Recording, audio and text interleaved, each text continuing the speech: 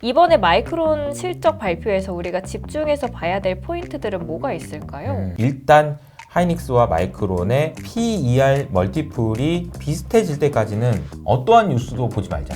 마이크론이 지금 11배, 12배 정도 되는데 하이닉스가 7배 내외니까 11배가 되면 여기서 40%거든요. 밸류에이션만. 마이크론이 11배가 아니고 13배로 올라갈 수도 있잖아. 혹은 뭐 10배, 9배로 떨어질 수도 있겠죠. 적어도 마이크론의 PER 멀티플과 하이닉스의 PER 멀티플이 붙을 때까지는 가만히 있자, 가만히.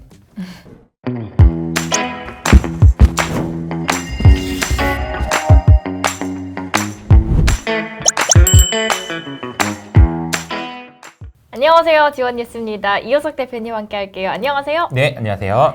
네, 요즘 주식시장 특히 반도체 보면서 이거 언제까지 어디까지 올라갈까 싶으시죠? 필라델피아 반도체 지수도 지난주에 역사적 고점을 뚫어버렸는데 이번 주 이 불타는 상승장이 계속 갈 수 있을지 없을지를 결정할 진짜 끝판왕 시험대가 찾아오죠. 바로 어디죠? 마이크론? 맞습니다. 마이크론의 실적 발표. 이거 뭐지? 갑자기 마이크 키니까 이것도 난 토스하는 느낌인데. 네. 사실 마이크론은 올해 들어서만 거의 주가가 300% 가까이 올랐고요. 꿈의 시가총액 1조 달러 클럽에 당당히 가입을 했습니다. 주가가 이렇게 하늘 높은 줄 모르고 오르다 보니까 당연히 성적표에 대한 기대감도 커질 수밖에 없고요. 지금 월가 전문가 31명이 예상한 이번 분기 성적표를 보면 주당 순이익, 매출 모두 예상을 상회할 것이다 라고 나오고 있고 심지어 월가에서는 올해 AI 인프라 투자 규모가 내년에 4천억 달러, 앞으로 7천억 달러를 돌파할 것이다. 그만큼 더 많아질 것이다 라는 전망들이 계속 나오고 있습니다. 그리고 골드만삭스에서도 표를 하나 소개를 해줬는데요. 이 지출의 수혜 기업들이 올해와 내년 S&P 500 성장세의 절반을 책임질 것이다 라고 봤고 다만 AI의 수혜를 받지 못하는 BAI 기업들은 다소 팍팍한 환경에 직면할 수밖에 없다라고 여실히 보여줍니다. 그래프를 통해서 하나 보도록 하겠는데요. 이 그래프를 보시면 선 4개가 있어요. 처음에 좀 복잡해 보이는데 이거를 심플하게 딱 두 그룹으로 나눠서 보시면 됩니다. 바닥에서 움직이고 있는 아래쪽 두 선은 남색, 하늘색인데 AI 수혜를 받는 미국 S&P 500 기업들의 실적과 주가고요. 그러니까 못 받는. 그리고 연초랑 비교해서는 겨우 5에서 10% 정도 오르면서 차분하게 움직이고 있어요. 근데 이번에는 저기 하늘 높은 줄 모르고 올라가고 있는 위에 두 선을 보도록 할게요. 보라색 선은 AI 기업들의 실적, 연두색 선은 AI 기업들의 실제 주가인데 이제 보라색 실적선이 연초 대비해서 45% 가까이 쭉 오르고 있고 앞서 보신 투자 수치들처럼 대기업들이 AI에 돈을 엄청 쓰다 보니까 관련 기업들의 통장에 돈이 찍히면서 실적이 또 폭발을 합니다. 그러자 연두색 주가선도 같이 올라가면서 지난 3, 4월에 매크로 악재 때문에 밑으로 꺼지면서 AI 거품 좀 빠진다 하고 시장에 공포를 일으켰었던 거 기억하실 텐데 결국은 이 보라색 실적선이 자석처럼 주가를 쭉 잡아 올리다 보니까 연두색 선도 실적 눈높이 맞춰서 다 같이 올라간 거예요. 다만 여기서 숙제는 지속적인 이익이 날 수 있느냐겠죠. 그래서 오늘 여쭤볼 거는 이제 사실 마이크론 실적이 나오면 엔비디아, 반도체, 삼전, 하이닉스 주주분들 다 귀 쫑긋하고 있으실 것 같거든요. 이렇게 마이크론한테 스포트라이트가 쏠리는 거는 요즘 시장에서도 AI 랠리도 이제 꼭대기 아니야 하는 의심과 불안감이 같이 있기 때문이에요. 사실 얼마 전에 ASML이나 브로드컴 같은 경우에도 실적 그렇게 나쁘진 않았지만 앞으로 좀 어떨지 지켜봐야겠다. 그리고 눈높이도 워낙 높다 보니까 주가가 쭉 밀리는 모습들이 나왔는데 그럼에도 불구하고 지금 보시면 UBS나 뭐 다른 골드만삭스 다 실적 전망치를 마이크론에 대해서 목표 주가 다 높여 잡았거든요. 그럼 이 와중에 시장은 왜 이렇게 마이크론한테 완벽한 성적표를 요구하는 걸까 생각을 해보면 이유는 지금 밸류에이션이 지금 꼭대기까지 계속 차오르고 있으니까 좀 불안하다라는 생각도 같이 들기 때문인데 이번에 마이크론 실적 발표에서 우리가 집중해서 봐야 될 포인트들은 뭐가 있을까요? 그 마이크론 실적과 관련된 외신 내용들을 잘 정리를 해줬는데 네. 이제 그 외신을 이렇게 쭉 보다 보면 이게 뭐가 중요한지 이런 게 이제 정리가 안 되잖아요. 맞아요. 이제 한마디로 설명을 해보면 자, 지금 마이크론과 그렇고 하이닉스도 그렇고 아까 얘기했잖아요. 여기저기 가가지고 전부 다 보면은 사람들이 야, 지금이라도 하이닉스 사야 돼 이런 얘기도 많고 고민들 많이 하는 거 보니까 꼭지다 이런 얘기를 하잖아요. 그러니까요. 그럴 리가 없죠. 그 잘 보세요. 하이닉스든 마이크론이든 이런 관련된 이야기들 그리고 이제 소위 말하는 이제 짤이라고 하잖아요. 그런 짤들이 내용을 보면 어떤 내용이냐면 언제 팔아야 돼가 아니고 언제 사야 돼요. 무슨 말이겠어요? 그걸 만들고 확산하고 이야기하는 사람은 다 하이닉스 주식이 없다는 얘기예요. 반도체 주식이 없으니까 그런 거 만들고 있는 거지. 그렇지 않아요? 이게 무슨 뭐 이거 이렇게 해도 저기 하이닉스만 오르고 저렇게 해도 하이닉스만 오르고 하이닉스 뭐 너무 많이 올랐고 뭐 마이크론 너무 많이 올랐고 이런 얘기만 다 있단 말이야. 그러니까 보면은 그걸 만들고 양산하고 돌리고 까르르 웃고 자주 섞인 얘기하고 이런 사람들은 전부 없는 사람들이다. 그러니까 이제 반대로 얘기하면 이거는 지금 고점 신호가 아니라고 볼 수 있다는 거죠. 그럼 고점 신호는 언제 고점 신호냐면 이런 걸로 이제 볼 때 사람들이 전부 다 메모리는 앞으로 엄청나게 중요해지고 앞으로 이제 메모리 세상이 되고 뭐 시가총액이 뭐 1조 달러, 아예 2조 달러 가도 전혀 이상하지 않고 그런 이야기가 나올 때예요. 왜냐면 그런 얘기 왜 나오냐면은 다 주주거든. 다 주실 때는 그런 얘기만 나온단 말이야. 그러면 이게 지금 되게 중요한 거는 지금 뭐 마이크론이 올해 뭐 엄청 300%가 올랐어요. 뭐 다 좋은데 이제 지금 현재 상황에서 반도체가 어디까지 왔냐라고 보면 주가가 오른 건 맞지만 늘 주가가 오른 건 맞지만 실적이 그보다 많이 올랐기 때문에 막 밸류에이션이 너무 비싸다. 전혀 그렇지가 않아요, 지금. 밸류에이션은 오히려 그런 상황이 아니라는 거 이제 말씀드리고 싶고 아직 이제 마이크론의 주가는 이제 이번 실적을 발표를 하면 언제나 그렇지만 주가가 이미 많이 올라버리면 실적이 좋은 실적이 나와도 조정을 받을 수 있어요. 그러니까 이거는 실적이 나왔을 때 단기적으로 지난번 실적도 그랬단 말이에요. 다른 지난번 실적도 그렇고. 근데 제가 봤을 때 중요한 거는 실적이 나오고 주가가 세론 때문에 주가가 빠지느냐가 아니라 실적의 내용이 얼마나 좋냐 이런 내용인 것 같아요. 실적의 내용을 우리가 좀 주목해서 봐야 될 것 같고 그리고 마이크론도 중요하지만 삼성전자 하이닉스는 마이크론보다 거의 50% 정도 싸요. 밸류에이션 기준으로. PER 밸류에이션 기준으로. 그러니까 이제 오히려 마이크론이 안 오르는데 삼성전자 하이닉스가 오르는 일도 생길 수 있어요. 특히나 이제 그런 일들이 나올 수 있을 거로 기대하는 게 하이닉스 ADR 이슈겠죠. 앞서서 ADR 관련돼서 이야기를 해주셨는데 미국 SEC 그리고 SK 하이닉스 ADR 상장 승인이 떨어질 것으로 예상이 되고 있는데 과거 같은 경우에는 국내 대형주들의 해외 ADR 발행 시 당시에 이제 보면은 초기에 주가가 좀 움직이고 하락하는 경우가 있었다고 해요. 그래서 이번에도 SK하이닉스의 나스닥 노크가 과거 사례들과 비교했을 때 어떤 차별화된 밸류에이션을 모멘텀을 갖고 우상향할 수 있을까요? 과거에 ADR은 신경 안 써도 되죠. 지금 ADR 지금 뭐 제가 알기로 뭐 LG 디스플레이 몇 개 뭐 좀 KB 금융 뭐 이런 거 몇 개 있는 걸로 알고 있는데 아무도 관심 없잖아요. 그 뭐 의미 없는 거고요. 지금 이제 하이닉스 ADR은 지난번에도 제가 이제 ADR에 대해서 자세히 설명했잖아요. 네. ADR이 됐을 때 이제 유상증자 효과가 있어서 돈이 들어오는데 하이닉스는 그 돈 뭐 내가 그 돈 없어도 산다. 그러니까 그 돈 자사주 매입할 테니까 유상증자로 생각하지 말고 그냥 기존 주주분들도 기분 나쁘게 생각하지 마세요. 이런 식으로 이제 얘기하고 있다고 얘기했잖아요. 근데 이제 만약에 이제 주가가 오르면 오를수록 조달하려고 하는 주수가 있잖아. 근데 이제 지금 하이닉스 시가총액이 지금 오늘 삼성전자를 넘어설 수 있다는 얘기가 나올 정도로 지금 커지고 있고 원래는 1000조의 시가총액이 있을 때는 뭐 1000주 발행하면은 뭐 100억 빌릴 수 있다, 조달할 수 있다라고 했을 때 이게 2000조가 되면 200억이 되는 거야. 그냥 가만히 앉아가지고 들어온 돈이 2배가 되는 거예요. 그러니까 이제 하이닉스 입장에서도 주주 환원을 할 수 있는 그런 금액이 또 커지는 거죠. 그래서 이게 이제 굉장히 선순환의 고리를 탄다라고 볼 수 있는 것 같고 제가 이제 봤을 때 ADR은 저는 매우 중요하고 상징적인 의미가 있다라고 생각을 합니다. 어떤 의미에서 상징적인가요? 굳이 이번 ADR? 이번엔 레딧 이야기에서 레딧에서 보면은 미국에 있는 커뮤니티들이잖아요. 막 종목에 대한 이야기 하는 그쵸. 데서 이런 댓글이 있었다고 합니다. 야, 나는 솔직히 엔트로픽이나 오픈AI보다 SK 하이닉스가 더 기대된다. 이런 외신 그 타이틀 진짜 많아요. 하이닉스가 오히려 더 업사이드 더 큰 것 같아.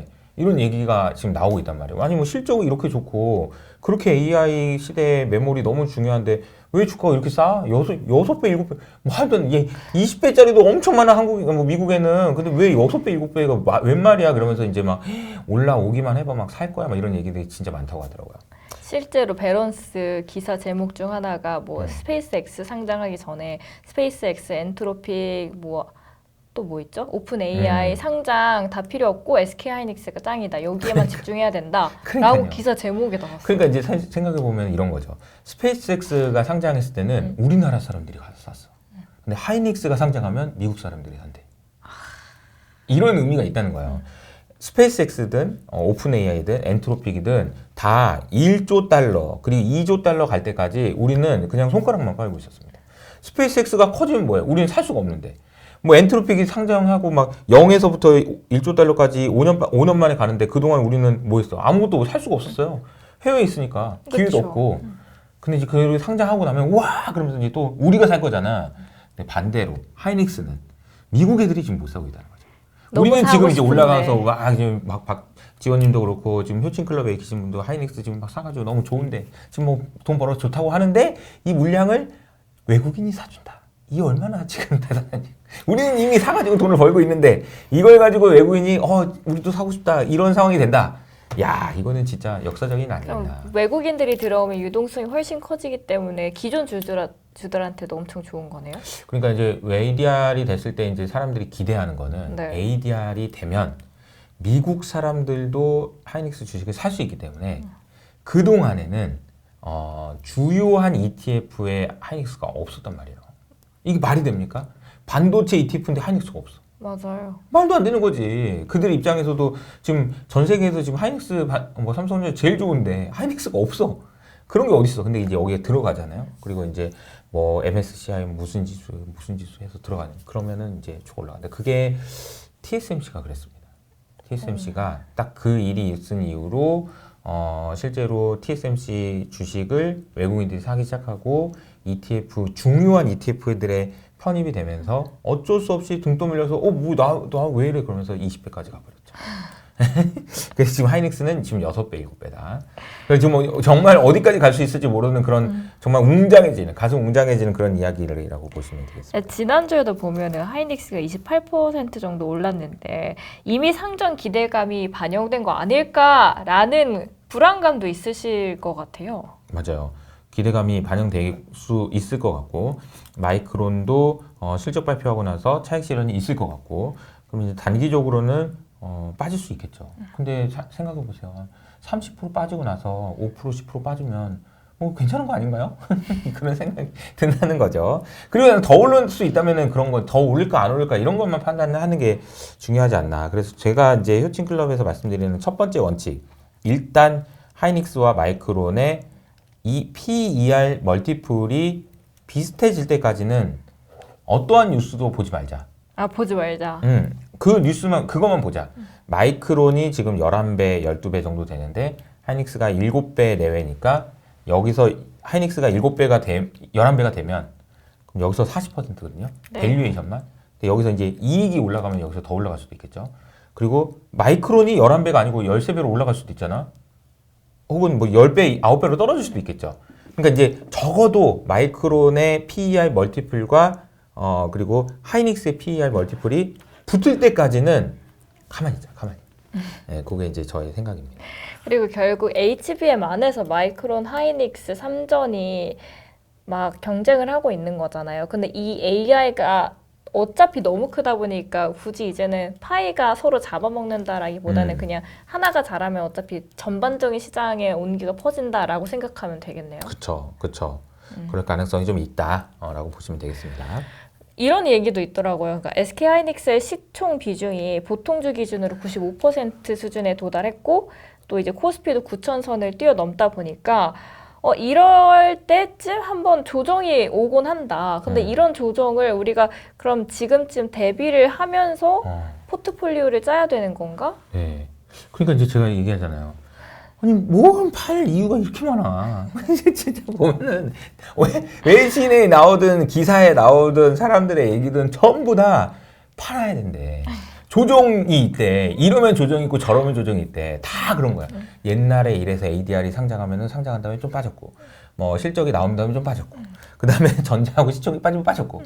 저 기사들이 다 그렇잖아요. 다 왜 그러겠어요? 없어서 그런 거야. 없어서. 없었어요? 빠졌으면 좋겠어서 빠졌으면 좋겠으니까 그런 것만 나오는 거 아닌가 이런 아. 생각이 든다는 거죠. 아니 그래도 걱정을 안 할 수가 없으니까 사실 많이 오른 건 그러니까요. 맞으니까. 아니, 그러니까 저도 걱정 맨날 한다니까요. 그 맨날 여기 효친 클럽 분들도 네. 반도체가 정말 많은 비중을 차지하고 계시잖아요. 그래서 제가 오늘 어저께 주말에 내가 잠깐 보여줬잖아요. 네. 하이닉스 뭐 반도체 너무 좋긴 한데 다들 이제 저의 의견을 너무 이제 반영하셔가지고 비중이 효숙 효과. 장난 아니더라고요. 그러니까 제가 봤을 때 50% 이상 보유하고 있는 분이 효친 클럽의 60% 이상이, 그러니까 효친 클럽에 계신 분 중에 60%가 하이닉스 반도체의 비중이 50%가 넘는데요. 70%가 넘는 분도 한 30% 정도 되더라고요. 저도 70% 정도잖아요. 그러니까요. 알고 보니까 그렇다고. 네. 장난 아닌데. 역시 지원님도 뭐 주식 어떻게 그러더니 하이닉스 70%야. 막 야 대박인 거죠. 근데 이제 제가 이게 한 가지 말씀드리고 싶은 거는 이런 거예요. 우리 되게 잘했다. 오늘 아침에도 제가 말씀드렸지만 우리 되게 잘했다. 하이닉스는 영원히 갈 거야. 그런 거 없어. 계속 갈 거야. 이렇게 절대 얘기하지 않습니다. 언제든지 조정받을 수 있다는 생각으로 대부분의 저희 컨텐츠는 하이닉스 언제 이런 조정 받는다는 이야기 있는데 어떻게 해요? 그러면 근데 이런 거 있는데 그거 괜찮고 결국은 하이닉스 마이크론 밸류에이션만 봅시다. 그러면 끝. 또 다른 거 이런 거 마이크론하고 합시다. 끝. 이런 식으로 이제 우리 얘기 되게 많이 해요. 왜냐면은 불안하잖아요. 저도 그래요. 이제 새로운 뉴스 나올 때마다 이 조정이 있을 수 있는데 이 조정을 극복하고 올라갈 건지 아닌지 이런 거 되게 고민하는 게 필요한 것 같고, 그리고 제가 오늘 그 전략표라고 이제 월요일 아침마다 하는 게 있는데 그때는 제가 뭐라고 했냐면 이번 주 전략은 겸손하자. 경거만동하지 말자. 잘 됐다고 까불면 한 대 맞는다. 그래서 뭐 반도체 비중이 높으신 분들일수록 겸손한 마음으로 또 여기서 그러면 이제는 레버리지지도 마 그러면서 또 가지 말고 레버리지 좀 이렇게 겸손하게 가는 게 중요하지 않나 이런 생각이 좀 듭니다. 결국 이제는 매도 시그널을 누가 가장 먼저 찾아내느냐. 그러니까 다음 주인공이 히어로가 될 수도 있지 않을까. 그런데 그런 이야기를 하는 게 좀 빠르다는 생각이 들긴 해요. 그래서 아까 제가 얘기했던 거 생각하시면 좋을 것 같고, 또 한 가지는 뭐냐면은 반도체의 비중이 여러분들은 어느 정도 되세요? 한번 댓글로 달아주세요. 궁금해요. 근데 보면은 반도체의 비중이 몇 %가 되는 게 적당한가라는 질문에 대해서 제가 이제 연초부터 계속 말씀드렸었거든요. 근데 코스피에서 반도체의 비중이 얼마나 될까요? 계산해보면 60% 정도 되거든요. 그러니까 만약에 예를 들어서 여러분들 중에서 삼성전자 하이닉스 비중을 합쳤더니 비중이 전 60% 정도 되는데요. 그러면 제가 이렇게 질문 드리겠죠. 그러면 반도체를 그렇게까지 좋아하지는 않으시네요? 이런 얘기가 나옵니다. 왜냐하면은 코스피에서 60%인데 그럼 그쵸. 코스피만큼 투자하고 계신 거는 이렇게 설명할 수 있다는 거예요. 그러면 오히려 이제 50% 들고 있다 그러면 제가 이렇게 대답하겠죠. 반도체를 되게 안 좋게 보세요? 60이 기준인데 50밖에 없어요? 그거 안 좋게 보시는구나. 빠질 거라고 보시는구나. 시장보다 못할 거라고 보시는구나. 이런 식으로 얘기할 수 있다는 겁니다. 그래서 물론 우리가 이제 뭐 코스피를 따라가는 뭐 벤치마크 플레이를 하는 건 아니지만 지금 상황은 그렇다라고 보시면 될 것 같아요. 네, 오늘 아침에 블룸버그 기사에서도 나왔는데 이제 한국의 증시 흐름과 함께 수출 관련된 데이터가 나왔는데 2023년 침체기를 좀 뒤로 하고 올해 2026년 들어서 수출 증가율이 가파르게 수직 상승했는데 이번 수출 폭발의 삼두마차가 바로 반도체, 컴퓨터 그리고 연료 수요다라고 이야기를 했습니다.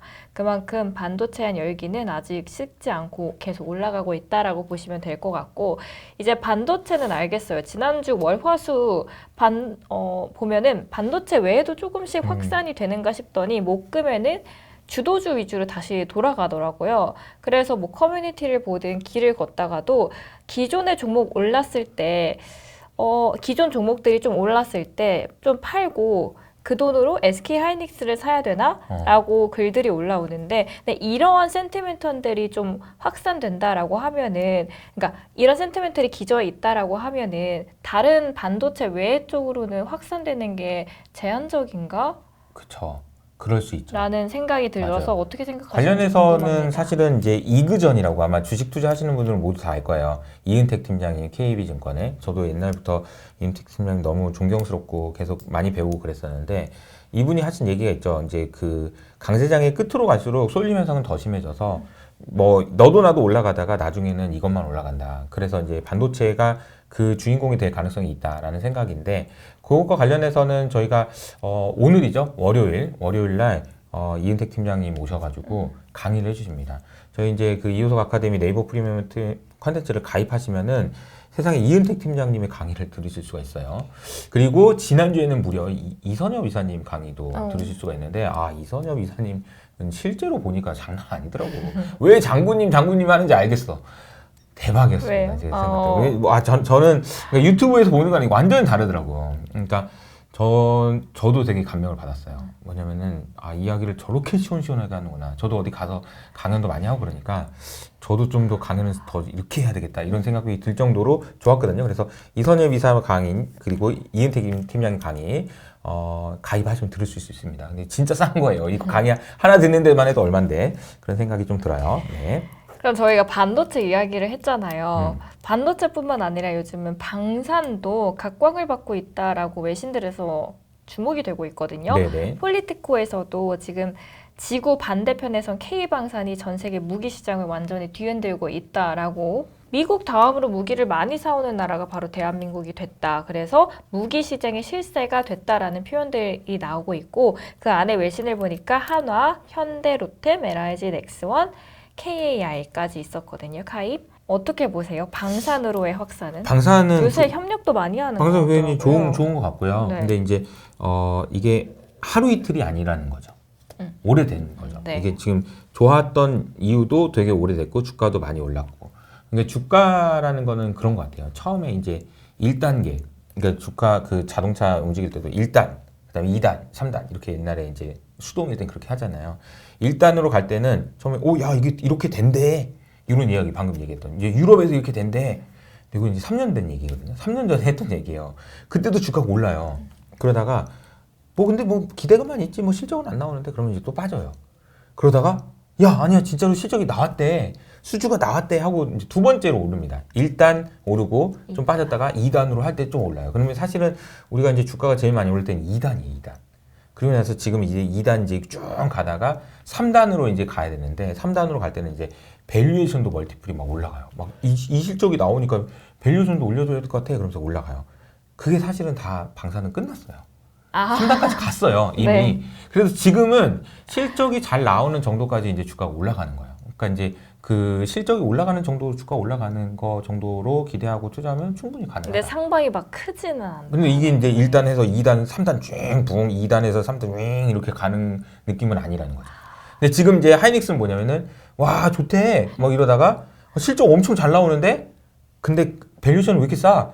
야 이제 밸류에이션 줘야 되는데 이러면서 이렇게 가는 그런 상황. 그럼 시총 1위 가나요? 시총 하이닉스? 네. 가능성이 높죠. 언제 네. 가나요? 오늘? 오늘? 아니 언제 가는지는 잘 모르겠어요. 네. 봐야 돼. 가면은 시장의 파급력은 뭐라고 보세요? 와 1등이래 그러고. 아니 어느 증권사에서는 그게 뒤집히는 순간 조정이 올 거다라고 하더라고요. 그러니까 아까 얘기했잖아. 조정이 오는 이유가 왜 이렇게 많아? 핑계를 대는 거다. 근데 저는 그게 다 네. 아니 이럴 수도 있고 저럴 수도 있지만 이 2등이 바뀌었다는 이유로 주가가 빠지는 거는 과거에 그랬다는 거 외에는 아무런 근거가 없잖아요. 새롭게 그렇잖아요? 역사를 쓸 수도 있으니까. 아니 그러니까 아무 근거 옛날에 그래서 주가가 빠졌다는 거 외에는 무슨 근거가 있죠? 그거는 저기 점을 보는 거랑 무슨 차이가 있는지 모르겠어요.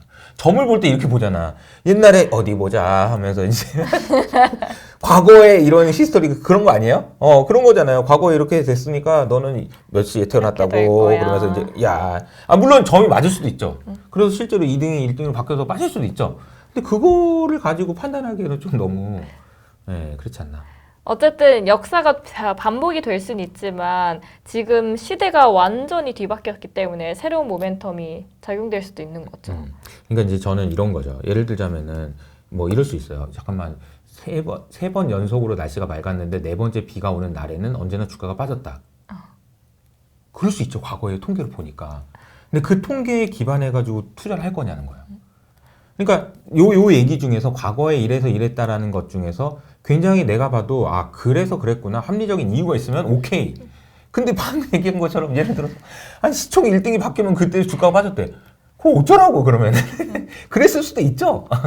그거는 좀 약간 여러분들 오늘 제가 보면은 이렇게 좀 약간 워딩이 좀 센 건데 이건 다 이선희 이사님 영화입니다. 이선희 이사님 엄청 세게 얘기했다. 그래서 나도 좀 세게 얘기하겠다 그런 생각이 들어서 아니 전 보는 거랑 뭐가 다르죠 이런 얘기도 했는데 아니 오늘 제가 이번엔 다르다는 얘기가 아니에요. 아니 이번엔 다르다는 얘기가 아니라 아니 비가 오면은 주가가 빠졌다고 해서 그 이후로 주식을 팔 수는 없지 않냐 이런 얘기인 거예요. 네.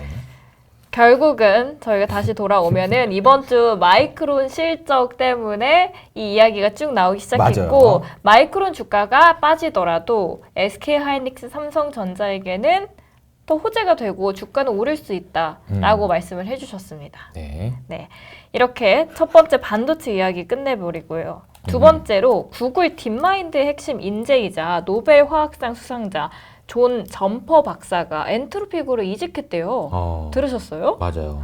근데 9년 동안 몸을 담았던 딥마인드 핵심 부서를 굳이 떠난 이유가 뭐였을까요? 진짜 이거는 좀 상징적인 의미가 있죠. 네. 왜냐면 이제 구글에 있는 핵심 인재가 엔트로피로 왔다는 얘기고 얼마 전에는 이 뉴스 말고 다른 뉴스도 있었어요. 그 오픈AI로 가신 분도 있거든요. 이런 사람들이 왜 구글을 떠나서 구글을 엔트로픽과 떠나요. 오픈AI로 갈까? 구글 내에는 엔지니어가 오픈AI나 그리고 그 엔트로픽보다 훨씬 많겠죠. 그러겠죠. 왜냐면은 기존에 이제 뭐 이거 이렇게 하면서 자 개발자 뽑아 그러면서 이렇게 올라갔을 거 아닙니까? 그런 과정에서 구글이 소위 말하는 레거시가 된 거 아닌가? 그 고인물이 된 거죠. 그러니까 사실 어떻게 보면은 그 세상이 이치인데요, 다.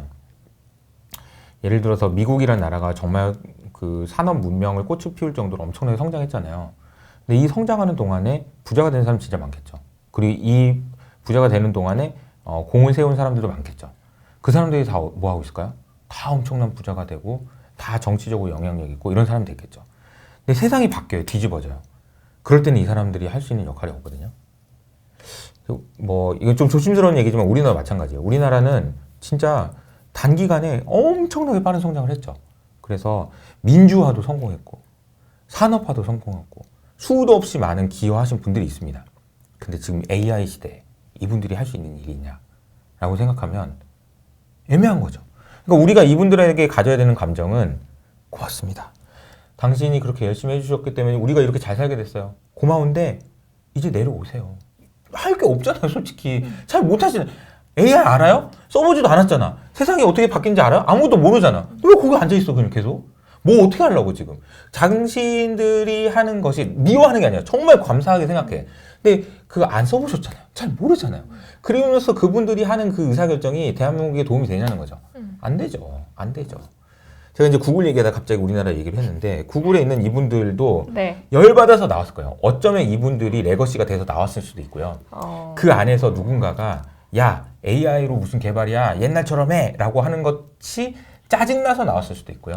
근데 존 점퍼 같은 경우에는 9년이면 꽤 오랜 시간 있었던 거 아니에요? 맞아요. 그러니까 그 안에서의 분위기가 구글 내에서도 제가 알기로도 시니어 개발자와 새로운 있어요. 개발자들 사이에서 엄청 싸운다는 얘기 많잖아요. 왜냐하면 새로운 개발자는 아니 지금 엔트로피 거 써가지고 하면 코딩 완전 막 10배, 20배 엄청 빠른데 지금 여기 있는 사람들은 야 AI 쓰지 마. 얘를 어떻게 믿어? 이런 식으로 얘기하고 있잖아요. 다르니까. 완전 레거시라는 거예요. 완전 레거시. 그러면 이제 구글의 이런 시니어의 개발자들이 나쁜 사람이에요? 아니죠. 그동안에 구글을 이렇게 만든 사람이 엄청 고마운 사람 아닙니까? 고맙습니다. 근데 지금은 이제 그만하시고 좀 은퇴를 하시든지 퇴진하시든지 이렇게 하시고 우리한테 맡겨주세요. 우리가 훨씬 더 잘해요. 이렇게 되는 분위기가 되느냐 아니면은 계속 레거시가 이 힘을 잡느냐에 따라서 구글의 미래가 결정되겠죠. 근데 구글 같은 경우에는 그러면 지금 이게 인력 로테이션이 아니라 펀더멘털 악재가 될 수도 있겠네요. 근데 그거는 제가 판단할 수 있는 문제는 아닌 것 같아요. 왜요? 왜냐면 이 사람들은 누군지 잘 몰라요. 이 안에서 뭔 싸움이 나가지고 누가 나온 건지 누가 빠져나온지는 몰라요. 근데 제가 이 말씀을 드린 이유는 우리가 세상을 볼 때 이런 플레임으로 볼 수는 있다. 레거시와 신흥 세력이 변화할 때. 근데 특히나 이렇게 AI처럼 엄청난 격변기일 때는 더 그렇다. 이런 생각을 좀 하시면서 세상을 해석하는 관점을 가져보시는 건 어떤가? 이 뉴스를 가져왔던 이유 중 하나도 구글이 계속 인력이 빠져나가면은 결국은 그 딥마인드 자체도 핵심 부서 중 하나였잖아요. 그 핵심 부서에서도 사람들이 계속 나가다 보면은 구글 주가 자체가 무너질까 봐 그것 때문에 걱정돼요. 아니요. 그런 정도까지 생각할 인력이 필요는 없는 아직 것 같아요. 나가진. 네. 그런 거는 아닌 것 같고, 이게 이제 구글 안에서 교통 정리가 어떻게 되는지는 잘 봐야 될 것 같아요. 그러니까 예를 들자면 이런 거예요. 야, AI로 가는데 AI의 OS를 누가 만들래? 그러면은 뭐 예를 들어서 엔트로픽을 OS를 만들었던 사람이 나와서 저 OS 만들어 봤어요. 저기 엔트로픽이 아니라 그 안드로이드 OS 저 만들어 봤어요. 제가 만들게요, AI. 그럼 이제 AI 개발하는 애들이 너는 AI 모르잖아. 무슨 저기 모바일에 그거랑 이거랑 똑같냐? AI의 OS는 완전 다른 거예요. 제가 만들어야죠. 이럴 거예요. 둘 중에 누굴 손을 들어줄 거냐? 더 잘하는. 더 잘하는 사람 해야 돼요. 그러니까 OS를 만들어 본 경험이 도움이 될 수도 있고, 근데 이 안에서 또 엄청나게 싸우고 있죠. 맞아요. 엄청나게 싸우고 누가 이기느냐에 따라서 더 좋은 사람들이 OS를 만들 거고, 진짜 좋은 OS를 만드는 회사가 될 거냐 아닐 거냐는 의사결정이 있어요. 근데 이제 여기서 이 의사결정은 이 구글의 CEO가 이런 생각을 가져야 됩니다. 그동안 잘했던 사람들 잘했지만 수고했다. 이제 그만해라. 됐다. 이런 얘기를 할 수 있어야 됩니다. 저는 우리나라 정치에도 지금 굉장히 중요한 메시지라고 생각합니다. 들으시는 분들, 제가 무슨 뭐 정치 의견 낸 거 전혀 아니에요. 그러나 이런 이야기들이 앞으로 많이 나올 수 있어요. 왜냐면 AI는 너무나도 큰 가치를 만들기 때문에 그렇습니다. 결국 엔트로픽이랑 오픈 AI가 IPO하기 전에 이렇게 인력 다 뺏어가면은 IPO하고 난 이후에는 더 주가적으로도 호재겠네요. 아니면 상관이 없나요? 그럴 수도 있죠. 그러니까 엔트로피랑 오픈 AI는 지금 엄청난 투자를 하고 아직까지는 손실이긴 하지만 레거시가 없잖아요. 그냥 전부 AI에 특화된 AI 내러티브로만 돼 있는 정말 쌩쌩한 개발자들만 있는 거잖아요. 그러니까 이제 날아다니는 거죠. 속도가 비교가 안 되겠죠. 근데 이제 구글은 이미 돈도 정말 많고 구글이 공룡처럼 이렇게 쫙 있는 상황이라서 이 안에서 이제 무거운 거죠, 몸이. 그런데 엔트로픽이나 오픈AI는 엄청나게 빠르고 막 성장도 엄청나고, 근데 이제 누가 이기느냐는 싸움은 이제 지켜봐야죠. 근데 왜 주가는 안 내리는 거예요? 이렇게 인력이 많이 나갔음에도 불구하고. 구글이요? 네. 구글은 돈 잘 벌잖아요. 그러니까 이미 기초가 탄탄해서 그쵸. 상관이 없는 거예요. 그렇죠. 뭐 상관이 없는 게 아니라 제가 아까 말했지만 이런 일들이 일어났다고 해서 구글이 통째로 흔들릴 정도의 회사가 아닌 거죠. 그런 내용이라고 보시면 됩니다. 한 명 나왔다고 해가지고 망하냐? 뭐 그런 건 아니에요. 미래가 없다고 판단해서 나가는 건가 싶어서 그랬어요. 그러니까 이제 뭐냐면은 제가 아까 말했지만 이 사람 제가 만나본 적이 없어가지고 모르겠다. 누가 누군지를 몰라서. 근데 그런 일들이 있었을 거로 추정을 계속 하지만 나가고 있으니까. 뭔 말인지 어떤 그쵸. 의미인지 모르겠어요. 굉장히 강한 의심을 할 수 있지만. 네. 그래서 이것도 역시 SNS에서. 실적을 보고 판단해야 되겠죠. 그것도. 네. 아직 만나보시지 못했기 때문에. 네. 결론을 내지 못하겠습니다. 네. 하지만 이런 인력 유출에 있어서는 그래도 어떤 의미를 가질 수 있는지 한번 생각을 해보시면 좋을 것 같아서 두 번째 이슈를 한번 가져와 봤습니다. 네. 자, 이번 주 마이크론 실적 발표 많은 분들 기다리고 계실 텐데요. 이효석 대표님께서 말씀해 주셨던 포인트들 잘 기억하셔서 대비 잘 하시면 좋을 것 같습니다. 지금까지 지원뉴스였습니다. 감사합니다.